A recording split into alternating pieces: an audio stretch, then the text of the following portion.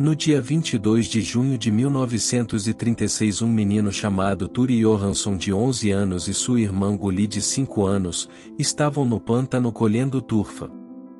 Ao voltar para casa, Turi viu algo preso na grade e parou para verificar. Eles ficaram surpresos ao ver pedaços de pano e ossos saindo do chão. Logo pensaram que poderia ser algo que o cachorro havia enterrado. Eles correram e chamaram seu pai.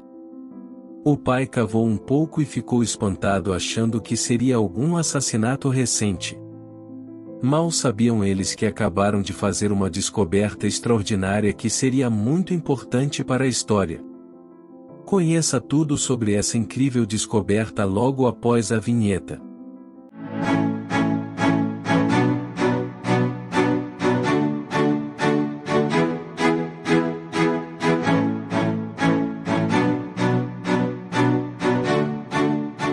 Eles perceberam que haviam encontrado uma pessoa morta, mas como já era muito tarde para chamar a polícia, cobriram o corpo e foram para casa. Na manhã seguinte, Elwi, o irmão mais velho de Turi, pedalou até a polícia local, e relatou que haviam encontrado um cadáver no pântano. A polícia do condado e o médico da cidade de Varberg foram chamados. Eles foram ao local e confirmaram a descoberta de um homem morto no pântano. Parte dos ossos ainda estavam abaixo da superfície. O policial relatou que ao redor dele havia pedaços de pano, cheios de remendos, e que o homem estava preso ao chão por postes de madeira. A polícia e o médico pressumiram que o homem estava morto há muito tempo, sendo assim o assassinato já havia prescrito, então eles ligaram para o vigário e marcaram um funeral no domingo seguinte.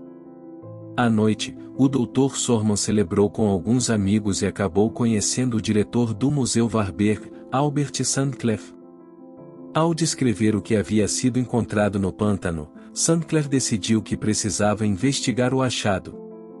Ele foi para casa e organizou uma expedição. Sandclef, ao ver os restos mortais, logo concluiu que a descoberta provavelmente era medieval e deveria ser investigada e preservada. Depois de medir e fotografar, eles desenterraram o homem e colocaram em uma maca de madeira. Todo o achado foi então transportado em um caminhão para o museu na fortaleza de Varberg. E já em agosto de 1936, a primeira exposição do Homem de Bockstein foi aberta ao público. O Homem de Bockstein foi empalado e ancorado no pântano com 3 postes de madeira. Um poste de carvalho que estava cravado em seu coração foi encontrado totalmente preservado. Restos de 2 postes de bétula também foram encontrados próximo. O Homem de Bockstein foi posicionado com o rosto voltado para baixo. Essa posição mostra que a intenção era degradá-lo mesmo após a morte.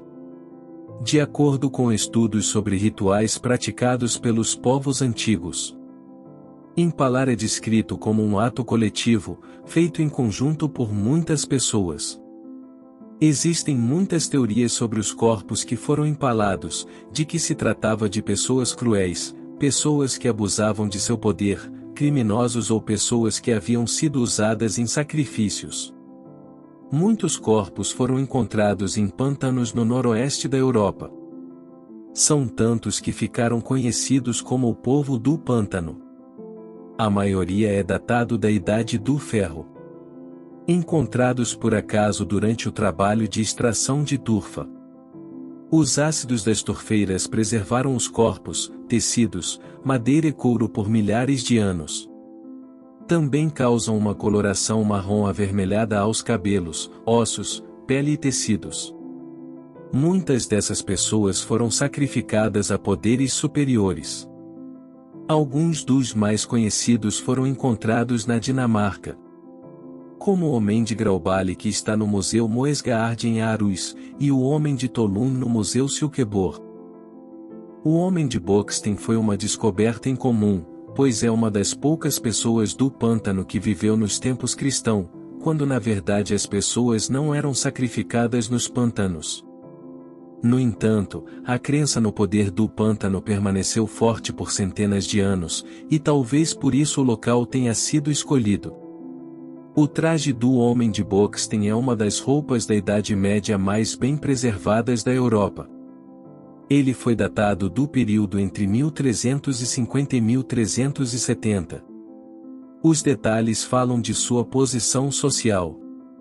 As roupas são feitas de lã que foi processada para se tornar um tecido grosso e denso que é quente e resistente à chuva.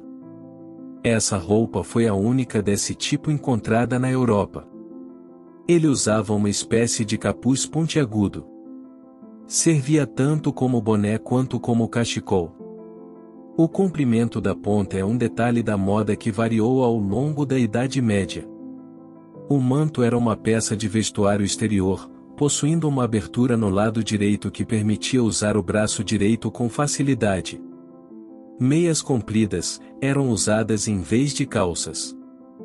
Elas eram sustentadas por tiras de couro presas a um cinto interno feito de couro e posicionadas sob a túnica. A túnica era usada como uma camisa longa. Um forte cinto de couro carregava duas facas e um objeto menor de couro, que ficava por cima da túnica. Os sapatos de couro apresentavam uma sola plana. Seus protetores de pés foram feitos de roupas recicladas que foram enroladas em cada pé e moldadas para tomar a forma de chinelos. É muito provável que ele não fosse um membro da classe alta, se fosse ele estaria usando tecidos finos importados feitos em oficinas especializadas na Europa continental. O tecido usado para as roupas dele foram feitos em casa. No entanto, o tecido quase não mostra sinais de desgaste. Isso nos leva à conclusão de que o homem não era um fazendeiro comum, mas sim alguém que mantinha contato próximo com cavalheiros da classe alta. Ele pode ter sido um escriba, artesão ou algo semelhante em uma grande propriedade, em um castelo ou em uma cidade. Em maio de 2005, foi dado o primeiro passo para recriar a aparência do homem de Boxten e desenvolver um modelo em tamanho real. O museu contatou o escultor que através de uma cópia plástica do crânio acrescenta pontos de medição, construindo o rosto passo a passo, camada sobre camada. A mesma tecnologia é utilizada quando se quer recriar e identificar vítimas mais modernas e há grandes chances de se obter um resultado próximo ao original. Rugas e outras características de traços da idade são esculpidos. E o rosto começa a ganhar vida. Hoje o homem de Boxten é um dos achados mais interessantes da Suécia na Idade Média. O museu compartilha todo esse conhecimento, enquanto o achado é exposto com dignidade e respeito e admiração pela história do passado. Essa foi a incrível descoberta do homem de Boxten. Se você gostou, curta e compartilhe para ajudar o canal a crescer.